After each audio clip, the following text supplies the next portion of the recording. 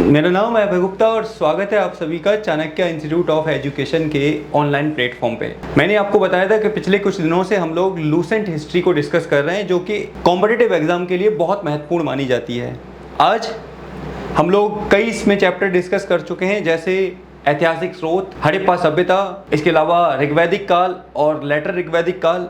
ये सारे चैप्टर्स हम डिस्कस कर चुके हैं। अगर आप इस चैनल पर नए हैं तो मैंने प्लेलिस्ट बना दी है, आप वहाँ से प्लेलिस्ट को देखकर अपने पुराने चैप्टर्स को भी अच्छी तरीके से रिवाइज कर सकते हैं। तो आज मैं और आप एक नए चैप्टर के साथ डिस्कशन करने वाले हैं और उस चैप्टर का नाम है महाजनपदों का उदय। अच्छा चैप्टर है। अगर मैं इस चैप्टर को लूसेंट के साथ साथ एनसीईआरटी की जो प्रेजेंट की बुक है उसके साथ कनेक्ट करके डिस्कस करने का काम करूंगा, आपको बहुत व्यवस्थित रूप से इस चैप्टर को समझाने की कोशिश करूंगा कि आखिर इस चैप्टर में क्या क्या बातें बताई गई हैं, क्या क्या बातें कही गई हैं। सबसे पहले अगर मैं बात करूं तो हम एक एक करके समझते हैं। बुद्ध के जन्म से पूर्व 6ठी शताब्दी ईसा पूर्व भारतवर्ष 16 महाजनपदों में डिवाइड था।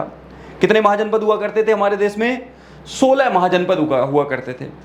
सबसे पहले आपको एक बात समझने की कोशिश करनी है कि महाजनपद का मतलब क्या है। देखिए, शुरुआत में छोटे छोटे गांव बने, ठीक है, गांव बने।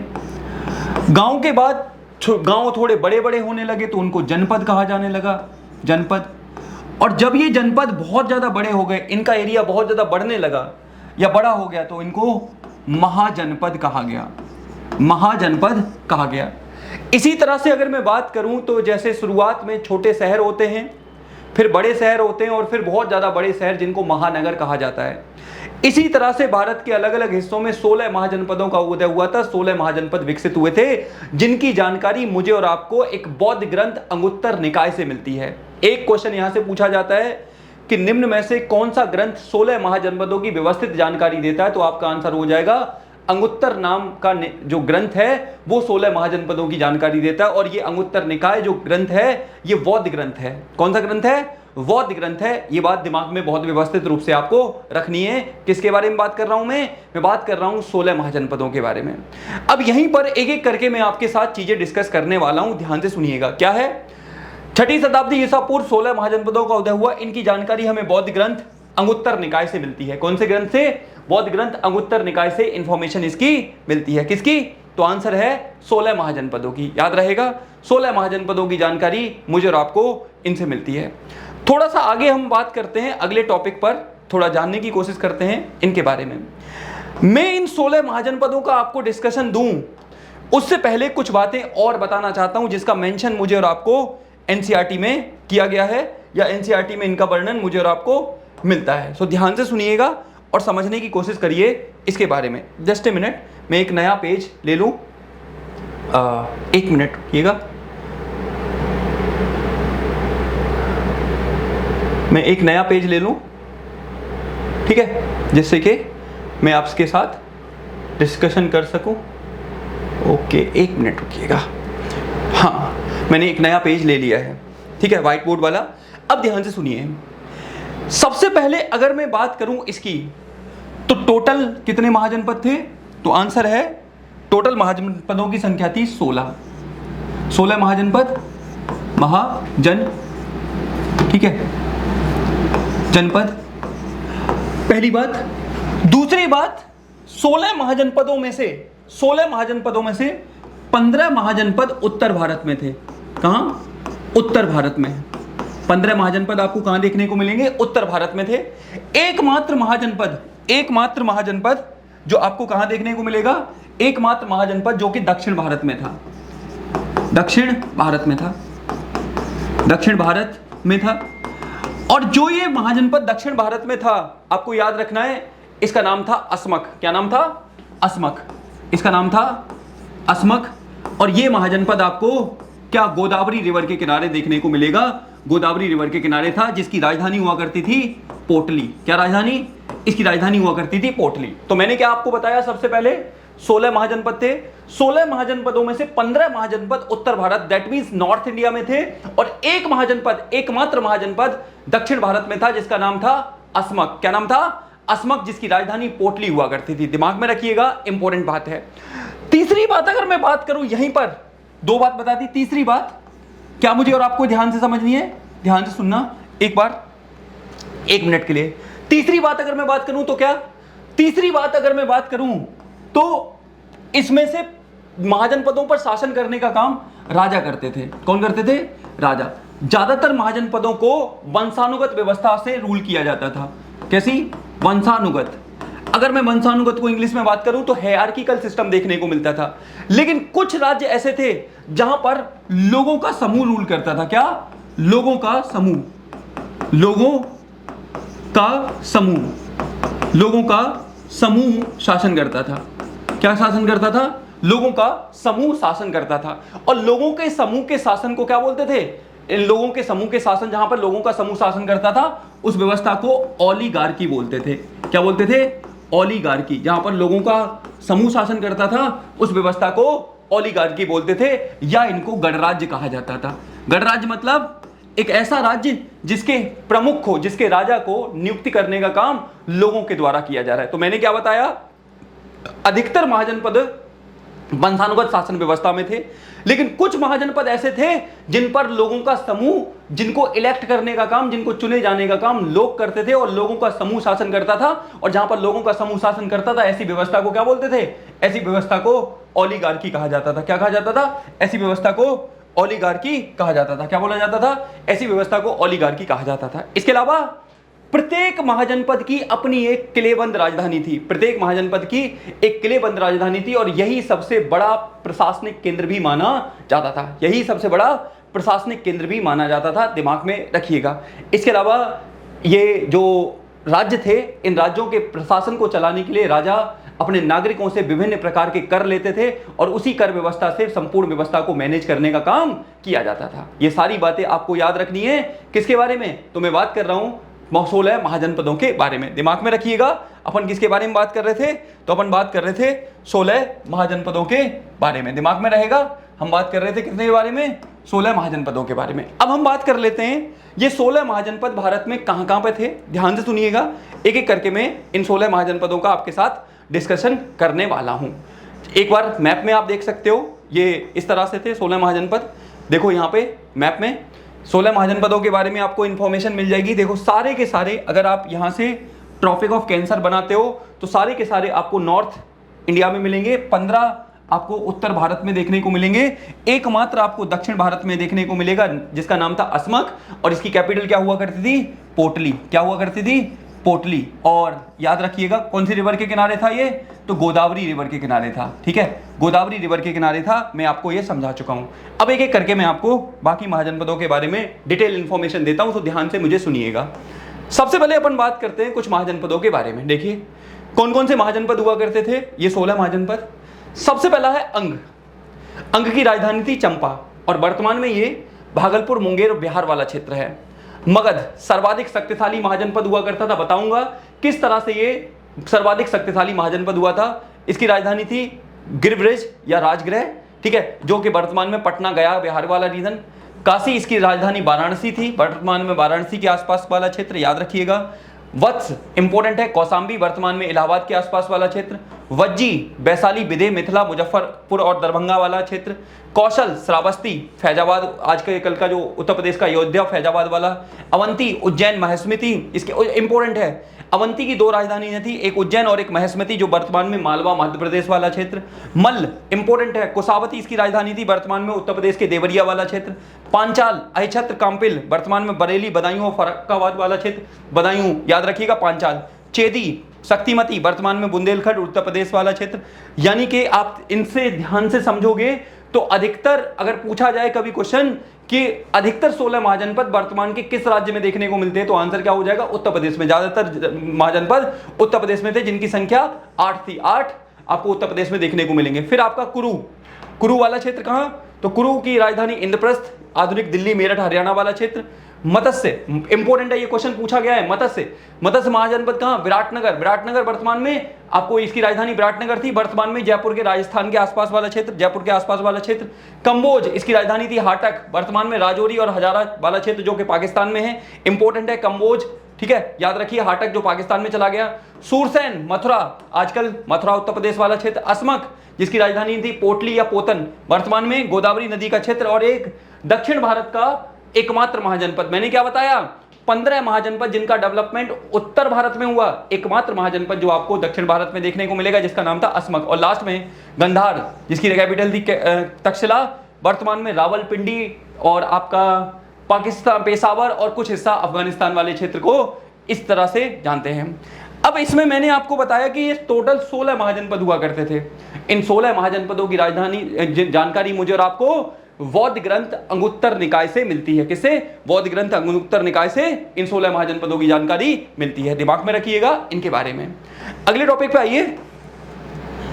अब एक क्वेश्चन पूछा जाता है जो कि यहां पर मेंशन नहीं है, मैं आपके साथ यहां मेंशन करूंगा, ठीक है। एक क्वेश्चन पूछा जाता है कि 16 महाजनपदों में सर्वाधिक शक्तिशाली था मगध। अब क्वेश्चन उठता है कि आखिर मगध सर्वाधिक शक्तिशाली महाजनपद कैसे बना, मगध के पास ऐसा क्या था? तो ध्यान से सुनिएगा मगध के बारे में। आपको याद रखना है मगध गंगा और उसकी सहायक नदियों के दोबाव वाले उपजाऊ क्षेत्र में बसा हुआ था। यह क्षेत्र अत्यधिक उपजाऊ था। इस क्षेत्र में अत्यधिक उपजाऊ मृदा होती थी, जिसके कारण यह क्षेत्र क्या था, जिसके कारण मगध में बहुत ज्यादा धनी कृषि होती थी। दूसरा, इस क्षेत्र में बड़ी मात्रा में जंगल थे, फॉरेस्ट थे, और फॉरेस्ट से सेना के लिए आसानी से हाथी मिल जाते थे। तीसरा, इस क्षेत्र में बड़ी मात्रा में खनन होता था और आसानी से सेना के वेपन्स बनाने के लिए, कृषि औजार बनाने के लिए लोहा मिल जाता था। इसके अलावा इस राज्य के दूरदर्शी शासक, जिसमें बिंदुसार, अजातशत्रु, ठीक है, ऐसे पावरफुल रूलर थे जिन्होंने इस राज्य को आगे बढ़ाने का काम किया, इस राज्य को मजबूत करने का काम किया, और इसकी किलेबंद राजधानी जिसको जीत पाना बहुत मुश्किल था। इन सारे कारणों के चलते सर्वाधिक 16 महाजनपदों में सर्वाधिक शक्तिशाली महाजनपद था, वो कौन था? तो आंसर है सर्वाधिक महाजनपद था, उसका नाम था मगध। क्या नाम था? मगध। ये इंपॉर्टेंट बात आपको याद रखनी है। लूसेंट में बस इतना ही दे रखा है क्योंकि लूसेंट ज्यादातर फैक्ट्स पे बात करती है, ठीक है, वनडे एग्जाम के लिए बहुत महत्वपूर्ण है, दिमाग में रखिएगा, लेकिन मैंने आपको बहुत डिटेल में इसको समझाने की कोशिश की है। अगला हमारा जो टॉपिक आता है इस चैप्टर का, अगेन इंपॉर्टेंट टॉपिक, हमेशा इससे क्वेश्चन पूछे जाते हैं। जैन धर्म और बौद्ध धर्म से हमेशा क्वेश्चन पूछे जाते हैं, तो ध्यान से सुनिएगा। हम बात कर रहे हैं जैन धर्म और बौद्ध धर्म की, ठीक है, समझने की कोशिश करिए। जैन धर्म हम बात करेंगे। फाउंडर एंड फर्स्ट तीर्थंकर, आखिर जैन धर्म की स्थापना किसके द्वारा की गई? तो याद रखिएगा जैन धर्म की स्थापना ऋषभ देव के द्वारा की गई। जैन धर्म की स्थापना ऋषभ देव के द्वारा की गई, और जैन धर्म में टोटल 24 तीर्थंकर हुए हैं। यानी कि तीर्थंकर का मतलब होता है ऐसा व्यक्ति जो अन्य लोगों को मोक्ष यानी कि केवल प्राप्त करने में मदद करता है, भवसागर यानी कि जो इच्छाओं से परे ले जाकर आपको मोक्ष प्राप्त करने में मदद करता है, ऐसे व्यक्ति को क्या बोलते हैं? ऐसे व्यक्ति को याद रखिएगा तीर्थंकर कहा जाता है। और जैन धर्म में टोटल 24 तीर्थंकर हुए हैं। अब यहीं पर मैं आपसे पूछना चाहता हूं कि आखिर ये जैन परंपरा और ये बौद्ध परंपरा, ये जैन ट्रेडिशन और बौद्ध ट्रेडिशन का राइज हुआ क्यों? आखिर इसके पीछे राइज की कहानी क्या है? देखिए, ध्यान से सुनिए। इस समय तक आते आते जाति व्यवस्था अपने चरम पर थी। जाति को लेकर डिफरेंसेस बहुत ज्यादा देखने को मिलते थे। शूद्रों की हालत बहुत ज्यादा खराब हो चुकी थी, उन्हें बहुत ज्यादा डिस्क्रिमिनेशन का उठाना पड़ता था। ओवरऑल उनकी कंडीशन बहुत ज्यादा खराब हुई। तो ऐसे में जैन धर्म और बौद्ध धर्म ने नागरिकों को विभेद रहित व्यवस्था प्रदान की, डिस्क्रिमिनेशन के बिना वाली व्यवस्था प्रदान की, जिसकी वजह से लोग इनकी तरफ आकर्षित हुए।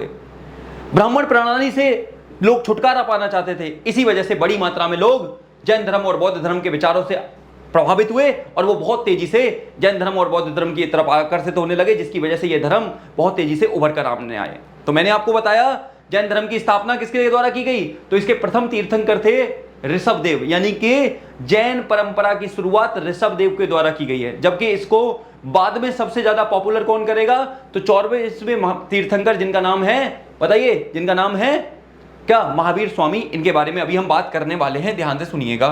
चलिए आगे बात कर लेते हैं थोड़ा टॉपिक पर। प्रमुख जैन तीर्थंकर और उनके प्रतीक चिन्ह हमें समझना है जैन धर्म के जैन तीर्थंकरों के बारे में। उससे पहले मैं आपको इनकी शिक्षाएं बताना चाहता हूं। जैन धर्म की जो पहली शिक्षा है वो है संपूर्ण विश्व आत्मवान है। इनका कहना है कि हर एक चीज में जीवन है, जो छोटी से छोटी चीज, बड़ी से बड़ी चीज, हर एक चीज में जीवन है। दूसरा, किसी भी प्रकार की हिंसा का ये लोग समर्थन नहीं करते। किसी भी प्रकार की वायलेंस का ये लोग समर्थन नहीं करते। तीसरा, मोक्ष की प्राप्ति कब की जा सकती है? इनके अनुसार मोक्ष की प्राप्ति कठोर तपस्या के माध्यम से ही की जा सकती है। ये 3 प्रमुख शिक्षाएं हैं किसकी? तो आंसर है जैन धर्म की। इसके अलावा जो बौद्ध भिक्षु और भिक्षुणी होते थे उन्हें 5 नियमों का पालन करना पड़ता था, जिनके बारे में अभी थोड़ी देर में मैं और आप डिस्कस करेंगे, ध्यान से सुनिए। तो सबसे पहले अपन बात कर लेते हैं प्रमुख जैन तीर्थंकर कौन हुए और उनके प्रतीक के जो चिन्ह है वो क्या है। सबसे पहला नाम है ऋषभदेव का, जो कि पहले तीर्थंकर हुए। इनका चिन्ह था सांड यानी कि ऑक्स। याद रखिएगा, पहले जो तीर्थंकर हुए हैं ऋषभदेव, उनका साइन क्या था? तो आंसर है सांड यानी कि ऑक्स। दूसरे तीर्थंकर हुए अजीतनाथ, इनका साइन है हाथी, दैट मींस एलिफेंट। अजीतनाथ जी का साइन क्या है? हाथी। तीसरे हैं संभवनाथ, जिनका साइन क्या है? हॉर्स यानी कि घोड़ा। तो ऊपर देखो तीनों मेन जानवर दे दिए, पहले वाले के ऋषभदेव जी के सांड, अजीतनाथ का हाथी, संभवनाथ का घोड़ा। फिर है संपार्शनाथ। संपार्शनाथ का है स्वास्तिक, जिसे हिंदू धर्म में बहुत महत्वपूर्ण माना जाता है। आपने देखा होगा अधिकतर घरों के आगे इसे शुभ माना जाता है, जिसके साइन बने रहते हैं, विवाह में इसका यूज होता है। तो चौथे कौन थे? संपार्शनाथ, जिनका सातवें थे संपार्शनाथ, जिनका स्वास्तिक। 16वें थे शांतिनाथ, इंपोर्टेंट व्यक्ति है शांतिनाथ, जिनका वो था हिरण। क्या? हिरण। इसके अलावा आपको याद रखना 21वें थे नीलकमल, इनका साइन था नीलकमल। फिर थे 22वें अरस्टनेमी, इनका नाम था, इनका जो साइन था वो शंख था। 23वें थे पार्श्वनाथ, पार्श्वनाथ का साइन जो था वो सर्प था। और 24वें थे महावीर स्वामी, जिनका साइन था सिंह यानी कि लॉयन था। तो ये बात आपको याद रखनी है। ये प्रमुख जैन तीर्थंकर हैं जिनके बारे में यहां पर मैंने इंफॉर्मेशन दी हुई है, साथ ही यहां पर इनके प्रतीक चिन्ह के बारे में। अब यहीं पर आपको एक और चीज समझनी है। दो तीर्थंकर कौन कौन से भाई इंपोर्टेंट हैं? एक का नाम है अरस्टनेमी और एक का नाम है ऋषभदेव। इनका वर्णन आपको कौन से में मिलता है? इनका वर्णन आपको ऋग्वेद में भी देखने को मिलता है, यानी कि 2 जैन तीर्थंकर अरस्टनेमी और ऋषभदेव का उल्लेख ऋग्वेद में मिलता है। यह बात दिमाग में रखिएगा। अरस्टनेमी को भगवान कृष्ण का निकट संबंधी माना जाता है। ये माना जाता था कि ये भगवान कृष्ण के बहुत ज्यादा निकट संबंधी हुआ करते थे। किसकी बात कर रहा हूं मैं? तो मैं बात कर रहा हूं, याद करिए किसकी? अरस्टनेमी की और ऋषभदेव की, जिनका वर्णन हमें कहां से मिलता है? इनका वर्णन हमें याद करो किससे मिलता है? तो आंसर है ऋग्वेद से मिलता है।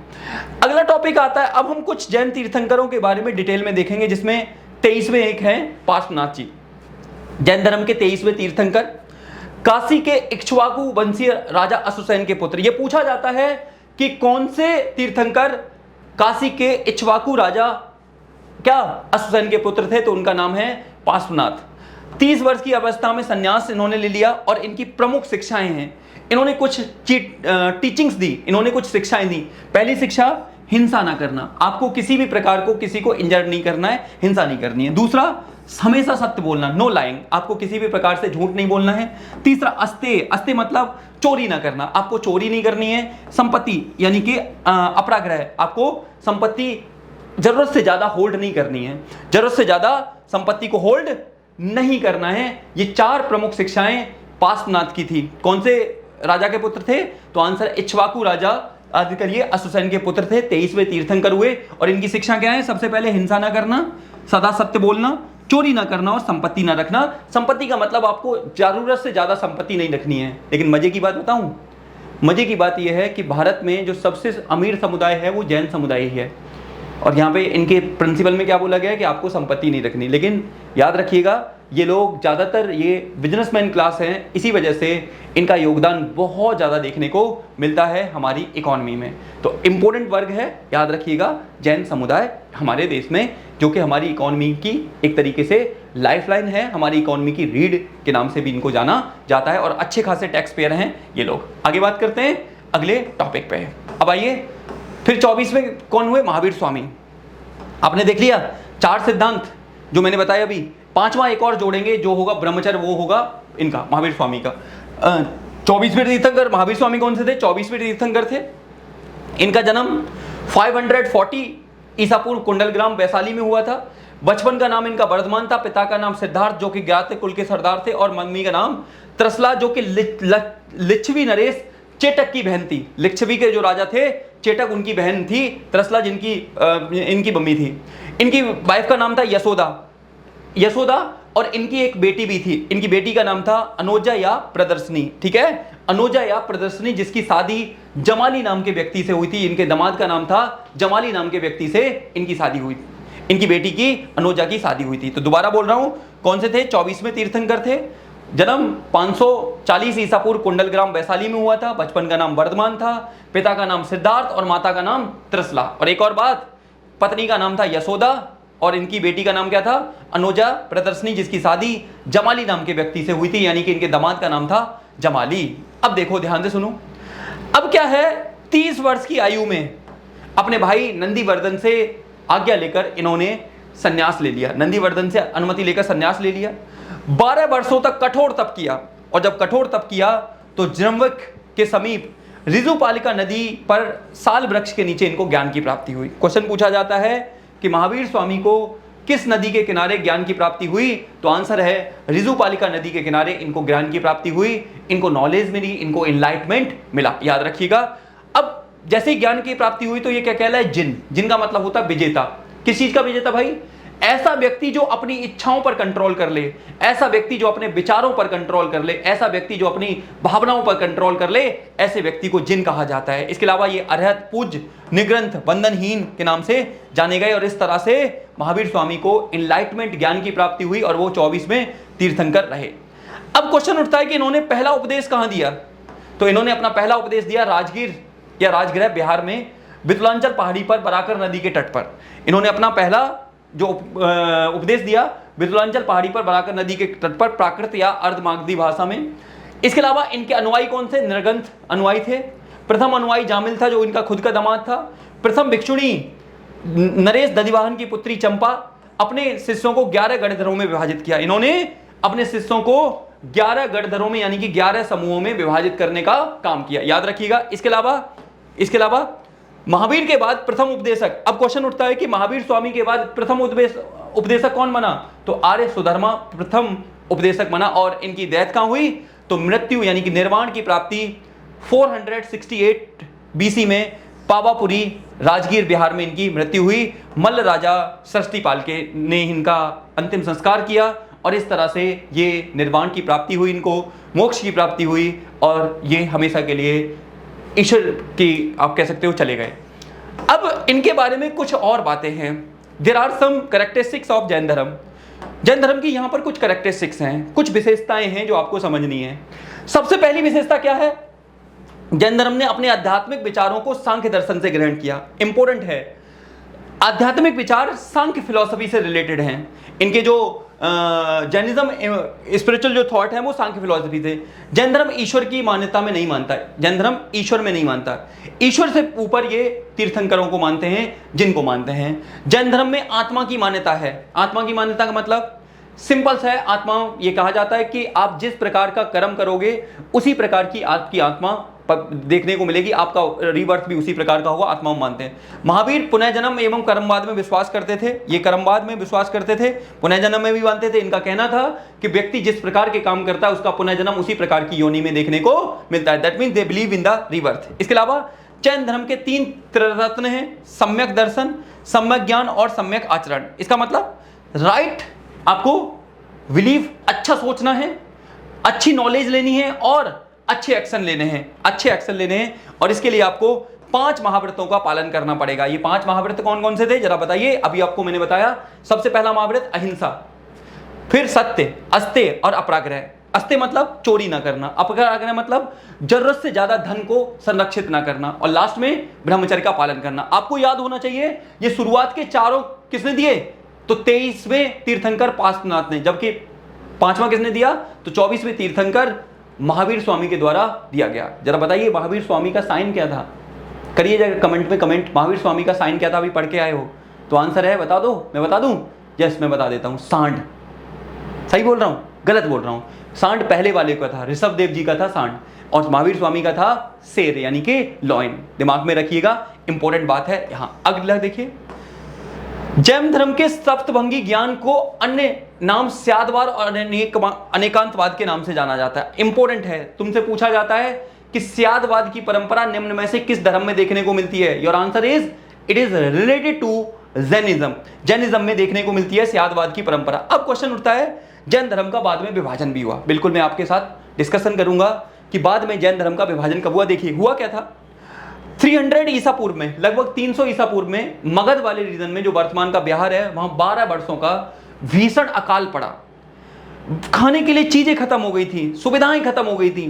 तो ऐसी सिचुएशन में कुछ लोग भद्रबाहु के नेतृत्व में, ध्यान सुनना, भद्रबाहु के नेतृत्व में मगध छोड़कर कर्नाटक चले गए।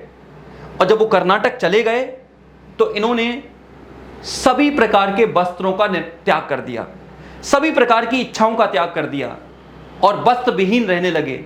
ऐसे समूह को दिगंबर कहा गया। क्या कहा गया?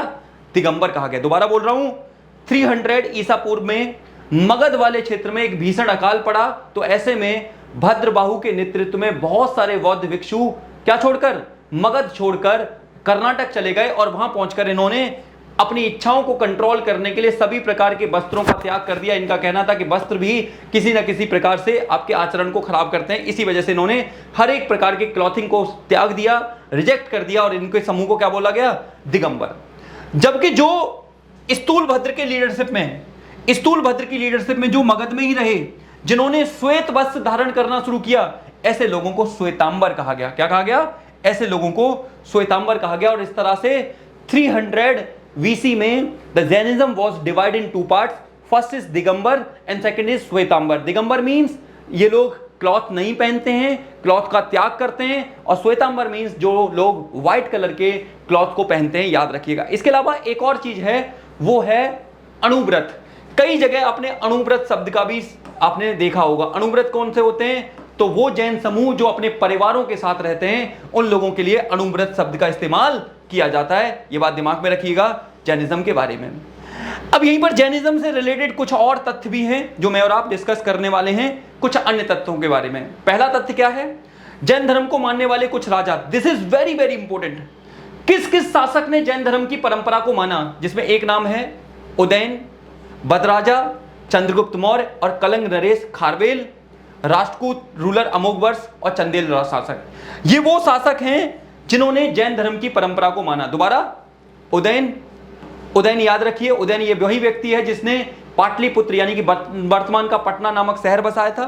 फिर आपका बदराजा, चंद्रगुप्त मौर्य याद करिए, चंद्रगुप्त मौर्य याद रखना है, ये पहला राजा था जो जैन धर्म की संथारा पद्धति के आधार पर इसने अपने शरीर को त्याग दिया था। क्वेश्चन पूछा जाता है, जैन धर्म की संथारा पद्धति से अपने प्राणों को त्यागने वाले शासक का नाम क्या था? चंद्रगुप्त मौर्य। जिस व्यक्ति ने क्या याद, कौन सा? तो याद करिए 321 BC में, 321 BC में कौन सी? तो मौर्य वंश की स्थापना की थी। चंद्रगुप्त मौर्य हो गया। कलिंग नरेश खारवेल इंपॉर्टेंट है, बात करेंगे। राष्ट्रकूट रूलर अमोघवर्ष और चंदेल शासक, क्या चंदेल शासकों ने इसके बारे में। चंदेल शासकों का एक जगह जिक्र आता है जब आप पढ़ते हो खजुराहो के मंदिर। इन खजुराहो के मंदिरों का निर्माण चंदेल शासकों के द्वारा ही करवाया गया था, याद रखिए। मैसूर के गंगवंश के मंत्री चामुंडा के प्रोत्साहन से कर्नाटक के श्रवण बेलगोला में 10वीं शताब्दी के मध्य भाग में विशाल बाहुबली की प्रतिमा बनाई गई। यानी कि बाहुबली की प्रतिमा आपको कर्नाटक में के श्रवण बेलगोला में देखने को मिलती है, जिसे मैसूर के गंग मंत्री चामुंडा ने बनवाया था, जहां पर हर 12 साल में महाभिषेक होता है। क्या? हर 12 साल में महाभिषेक होता है, याद रखिएगा ये इसके बारे में। तो आपको बाहुबली की विशाल प्रतिमा, जिसे गोमेतेश्वर की मूर्ति के नाम से भी जाना जाता है। मौर्योत्तर युग में मथुरा जैन धर्म का प्रसिद्ध केंद्र था। उस समय मौर्य काल के बाद मथुरा जैन धर्म का प्रथम, या आप कह सकते हो प्रसिद्ध केंद्र बनकर उभरा था। इसके अलावा खजुराहो के जैन मंदिरों का निर्माण चंदेल शासकों ने करवाया। अभी मैंने आपसे डिस्कस किया। जैन तीर्थंकरों की जीवनी भद्रबाहु द्वारा रचित कल्पसूत्र है। तो जैन तीर्थंकर जो हुए टोटल कितने? 24। इनकी जीवनी लिखी गई है किसके द्वारा? भद्रबाहु के द्वारा लिखी गई है। मल्ल राजा सरस्वतीपाल ने राजप्रसाद में महावीर स्वामी को निर्माण प्राप्त हुआ। यानी कि मल्ल राजा के यहाँ पर मल्ल राजा सरस्वतीपाल के राजप्रसाद यानी कि उसके भवन में इनको क्या महानिर्माण, यानी कि आप कह सकते हो कि निर्माण की प्राप्ति हुई। इनकी मृत्यु यहीं पर देखने को मिली थी। अब यहाँ पर कुछ जैन संगतियां हुई हैं, जैन काउंसिल हुई हैं। जैन काउंसिल मतलब जैन मीटिंग्स। तो अपन बात करने वाले हैं, जैसे पहली जैन काउंसिल कहाँ पे हुई?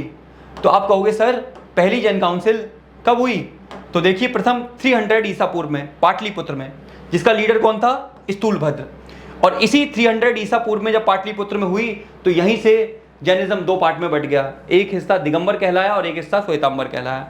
सेकंड 6ठी शताब्दी ईसा पूर्व में हुई बल्लभी गुजरात में, जिसको लीडर किया क्षमा श्रवण ने। मैं साइड हो जा रहा हूं, देख लीजिए। पहली 300 ईसा पूर्व में पाटलिपुत्र स्थूलभद्र की लीडरशिप में, और दूसरी द्वितीय 6ठी शताब्दी ईसा पूर्व बल्लभी गुजरात तो क्षमा श्रवण के द्वारा ये लीड की गई। दिमाग में इसके बारे में अच्छे से रखिएगा। किसकी बात कर रहा हूं मैं? तो I am talking about Jain संस्कृति या जैन संस्कृतियों की बात कर रहा हूं, याद रखिए। तो ये था हमारा जैनिज्म वाला पार्ट। हमने जैनिज्म को बहुत डिटेल में समझने की कोशिश की, बहुत व्यवस्थित रूप से समझने की कोशिश की कि जैनिज्म क्या था, कैसे जैनिज्म का राइज हुआ, किस तरह से जैनिज्म का उदय हमें देखने को मिला। दिमाग में रखिएगा, इसके बारे में बहुत अच्छे से आपको याद रख लेना है। अब हम अगले टॉपिक पे आ जाते हैं, और अगला टॉपिक अगेन इंपॉर्टेंट, बौद्धिज्म। ये थोड़ा सा बड़ा टॉपिक है और इसको मैं 2 क्लास में समेटने का काम करूंगा, क्योंकि फिर एक क्लास काफ़ी लंबी हो जाती है और आप भी बोर होने लगते हो। एक बात मैं आपको बता देता हूँ, मैं बार बार बोल रहा हूँ, आप जहाँ से भी पढ़ें ये आपकी चॉइस है। आप मुझसे पढ़ें, किसी अन्य टीचर से पढ़ें, यूट्यूब पर हज़ारों टीचर्स हैं, लेकिन मेरी आप लोगों से रिक्वेस्ट है, आप जिस चैनल को भी फॉलो करें डेडिकेशन के साथ उसी को फॉलो करिएगा। जब आप एक चैनल को फॉलो करेंगे ना, तो आपकी समझ बहुत परफेक्ट होती जाएगी और आप व्यवस्थित रूप से समझ पाएंगे। अगर एक बार नॉर्मल वीडियो देखिए, दूसरी बार कॉपी पेन लीजिए और उसके साथ अपने की नोट्स बनाने शुरू कर दीजिए। आपकी देखिएगा कुछ दिनों में हिस्ट्री पर पकड़ ऐसी होगी कि आपसे अच्छी हिस्ट्री किसी को नहीं आएगी। फिर कुछ दिन बाद मैं आपके साथ पॉलिटी, ज्योग्राफी बहुत व्यवस्थित रूप से शुरू करूंगा, बहुत अच्छे से आपको पढ़ाने की कोशिश करूंगा। याद रखिएगा, जो मैंने तैयारी की थी, देखिए मैं प्रिपेयर कर रहा था सिविल सर्विस के लिए, लेकिन कहते हैं कि ईश्वर को कुछ और मंजूर था, तो मेरा सिलेक्शन नहीं हुआ या जो भी है, मैं क्वालिफाई नहीं कर पाया। उसके बाद फिर मैंने पढ़ाना शुरू किया। ऑफलाइन में बहुत दिनों से पढ़ा रहा था और बहुत सारे बच्चों को पढ़ाया, बहुत अच्छे लेवल पे। ऑनलाइन तो बहुत न्यू है, मैं बहुत पहले से पढ़ा रहा था ऑफलाइन, लेकिन जिस तरह से चीज़ें मुझे सिखाई गई थी मेरे टीचर्स ने, वही चीज़ें मैं आपके साथ डिलीवर करने की कोशिश करता हूँ। देखिएगा, आपको व्यवस्थित रूप से चीज़ें समझ में आएंगी।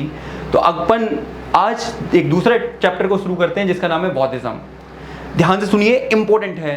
ये वो पोर्शन है जहाँ से हर कॉम्पिटिटिव एग्जाम में, चाहे वो छोटा एग्जाम हो या सिविल सर्विस का बड़ा एग्जाम, यहाँ से हर क्वेश्चन जरूर पूछा जाता है। चाहे वो स्टेट पीसीएस का एग्जाम हो, जरूर क्वेश्चन एक पूछा जाता है। देखिए जरा, बौद्ध धर्म की स्थापना गौतम बुद्ध ने की, जिन्हें एशिया का ज्योतिपुंज या लाइट ऑफ एशिया के नाम से जाना जाता है। बर्थ 563 बीसी में लुम्बिनी में हुआ, जो कपिलवस्तु वर्तमान में नेपाल में है, वहां पर इनका जन्म हुआ। कैंटोन चीनी अभिलेख से इनकी जानकारी मिलती है। इनके बचपन का नाम सिद्धार्थ था, इनको लोग सिद्धार्थ बोलते थे। इनके प्रतीक था कमल और सांड, कमल और सांड इनका प्रतीक था। इनके फादर का नाम था शुद्धोधन, जो कि शाक्य गणराज या शाक्य कुल के नेता हुआ करते थे। इनके फादर थे शुद्धोधन। याद रखिएगा, इंपॉर्टेंट बात है इनके बारे में। अब इनकी अगर मैं बेसिक बात करूं मम्मी की, तो इनकी मम्मी थी माया देवी। ऐसा बताते हैं कि इनके जन्म के मात्र 7 दिन बाद उनकी डेथ हो गई थी, और इनका लालन पालन इनकी मौसी प्रजापति गौतमी के द्वारा किया गया। किसके द्वारा? प्रजापति गौतमी के द्वारा इनका लालन पालन किया गया। विवाह मात्र 16 साल की उम्र में हो गया था। कितना? विवाह इनका 16 साल की उम्र में हो गया था, याद रखिएगा। और यशोधरा से एक विवाह हुआ, और इनका एक पुत्र भी था जिसका नाम था राहुल। मैं आपको एक इनके बारे में बताना चाहता हूं। एक जातक स्टोरी से इनके बारे में पता लगता है। जातक बेसिकली गौतम बुद्ध के जीवन से पूर्व की जो कहानियों का संग्रह है, उनको जातक कहा जाता है। तो एक जातक से पता लगता है कि जब इनका जन्म हुआ तो इनके यहां पर एक बाबा आए थे, जस्ट लाइक सन्यासी टाइप के बाबा आए थे। तो जब सन्यासी टाइप के बाबा आए थे तो उन्होंने इनका हाथ देखा, और हाथ देखकर इनके बारे में कहा कि ये व्यक्ति या तो दुनिया का सबसे पावरफुल सम्राट बनेगा, या फिर एक ऐसा सन्यासी बनेगा जिसको आने वाली पीढ़ियां याद रखेंगी। आपने देखा होगा कि गौतम बुद्ध का आज के समय हर घर में कोई ना कोई पोस्टर होता है। आप मेरे पास भी देख सकते हैं, मेरे स्टूडियो में ये आप देख रहे हैं, ये गौतम बुद्ध कई जगह मेरे स्टूडियो में इनको लगाया गया है। मेरी ऑफिस की टेबल पर आप ये देखिए, इनका आधा फेस लगाया गया है। ऐसी कोई भी जगह नहीं है जहां पर आपको गौतम बुद्ध देखने को ना मिले। और उस बाबा ने ये भविष्यवाणी की थी, या तो आपका बेटा सम्राट बनेगा जिसके से बड़ा कोई सम्राट नहीं होगा, या फिर ऐसा सन्यासी बनेगा जिसको आने वाली प्रत्येक पीढ़ी याद रखेगी। देखिए आज तक उस बाबा की भविष्यवाणी ठीक हुई। तो देखते हैं जरा। तो मैंने क्या बताया, माता का नाम माया देवी, 7 दिन बाद मृत्यु हो गई। जिनका लालन पालन किसने किया, तो प्रजापति गौतमी नाम की लेडी ने लालन पालन इनका प्रजापति गौतमी ने किया। विवाह 16 वर्ष की आयु में यशोधरा से हुआ। इनका विवाह 16 वर्ष की आयु में यशोधरा से हुआ, याद रखिएगा, इंपॉर्टेंट है। जिनका बेटा भी था राहुल। चन्ना नामक सारथी और कंथक नाम के घोड़े के साथ इन्होंने कपिलवस्तु की सैर की। होता क्या था, ध्यान से सुनो, जब उस बाबा की भविष्यवाणी सुनी इन्होंने, इनके फादर ने, तो कोशिश की कि इनको, कोई बाप चाहेगा कि उसका बेटा सन्यासी बने, कोई भी नहीं चाहेगा। तो इनके फादर भी नहीं चाहते। इनके फादर चाहते थे कि मेरा बेटा एक अच्छा रूलर बने, अच्छा शासक बने, ये इनके पापा चाहते थे। लेकिन कहते हैं कि सृष्टि को कुछ और मजबूर वो था, सृष्टि को कुछ और मंजूर था। तो ये यहां पर देखने को मिला। तो जब देखने को मिला, ध्यान से सुनिएगा, जब देखने को मिला तो इनके घर में सारी सुविधाएं इनको घर में ही दी जाने लगी। शादी जल्दी करा दी गई जिससे कि परिवार में लग जाए, घर में ही सारी सुविधाएं मिलने लगी। लेकिन जब शुद्धोधन बूढ़े होने लगे और उनको लगा कि अब मैं ही राज संभालूंगा, तो एक दिन उन्होंने अपने सारथी चन्ना और घोड़े कंथक के साथ बाहर घूमने निकले, कपिलवस्तु घूमने निकले, लुम्बिनी घूमने निकले। तो जब लुम्बिनी घूमने निकले तो यहाँ पे उन्हें कुछ इंसिडेंट देखने को मिले, कुछ घटनाएं हुई इनके साथ। सबसे पहले इन्हें एक बूढ़ा व्यक्ति मिला। तो इन्होंने अपने सारथी से बोला कि ये कौन है, ये इस प्रकार चल कैसे रहा है। उन्होंने कभी बूढ़ा देखा ही नहीं था, इस तरह से चलने वाला फादर थे, लेकिन अच्छे हस्त फुष्ट थे, तो राजा की फैमिली से आते थे। तो बूढ़े व्यक्ति को देख के इन्होंने कहा, ये कौन है, ये ऐसे क्यों चल रहा है। तो चन्ना ने बोला, ये बूढ़ा व्यक्ति है। ये बूढ़ा क्या होता है कि शरीर धीरे धीरे वृद्ध होता चला जाता है, कि मेरे साथ भी होगा। तो उन्होंने कहा, जी हाँ, आप कौन से खेत के बैंगन हो, सॉरी, आप कौन से खेत के मूली हो, ये तो सबके साथ है, जो आया है उसके साथ ऐसा होगा। कि अच्छा, उनका यहाँ से चीजें बन ली। दूसरा, एक बीमार व्यक्ति मिला कि ये कौन है, कि ये बीमार है। बीमार क्या होता है कि शरीर में रोग लग जाते हैं, कि मेरे साथ हो सकता है, कि जी हाँ हो सकता है। अभी तक क्यों नहीं हुआ, महाराज आप बहुत हाइजीन वाली जगह में रहते हो, साफ सफाई वाली जगह में रहते हो, जिसकी वजह से बीमारियां कम होती, जबकि ये गंदी जगह में रहते हैं, ये बाहर की जगह में रहते हैं, इसलिए इनको शरीर बीमार हो जाता। अच्छा जी, ऐसा हो सकता है, बिल्कुल। फिर इनको एक सब मिला, डेड बॉडी। सबको देख के चौंक गए। ये लोग उठा के लेके जा रहे थे उसको, डेड बॉडी को ऐसे करके कंधों पर लेके जा रहे थे। तो उन्होंने पूछा, ये कौन है, कि ये एक व्यक्ति है जो मर चुका है। मर चुका है, ये क्या मतलब है, इसको ऐसे क्यों लेके जा रहे हैं, कि मर चुका है। मरने का मतलब कि जो व्यक्ति आया है उसकी आत्मा को परमात्मा के पास जाना ही होगा, उसे यहां से छोड़ के जाना होगा। कि मेरे साथ भी होगा, कि जी हाँ आपके साथ भी होगा, मेरे साथ भी होगा।